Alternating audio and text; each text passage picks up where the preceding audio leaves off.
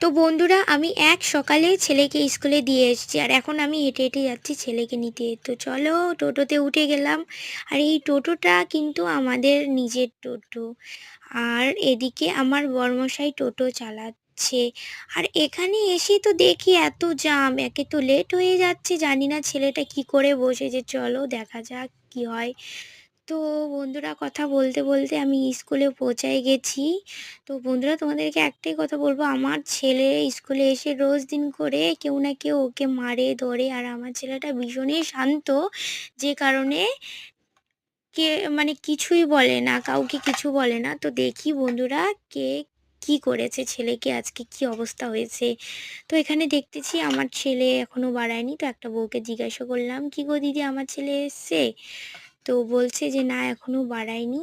তো তোমরা দেখতেই পাচ্ছ এখানে ম্যাম এক এক করে বাচ্চা পাঠাচ্ছে আর মারা সবাই দাঁড়িয়ে আছে এখানে নিজেদের সন্তানকে নিয়ে যাওয়ার জন্য। যেই হোক, সন্তান তো সন্তানই হয়, সন্তানের মুখ একটু দেখলেই বাস। এই দেখুন তো বন্ধুরা, আমার ছেলেকে দেখতে পেয়েছি। তো এখানে আমার ছেলেকে ডাকছি, বাবান বাবান বাবান। তো আমার ছেলে আমাকে দেখতে পেয়েছে, তো এসে বলছে, মাম মাম দেখো, আমাকে কেউ মেরেছে, দেখো। এই বাবা, এটা কি হয়েছে? ঠোঁটের মধ্যে কে মেরেছে তোমার? ই রাম, আজকেও একই দশা।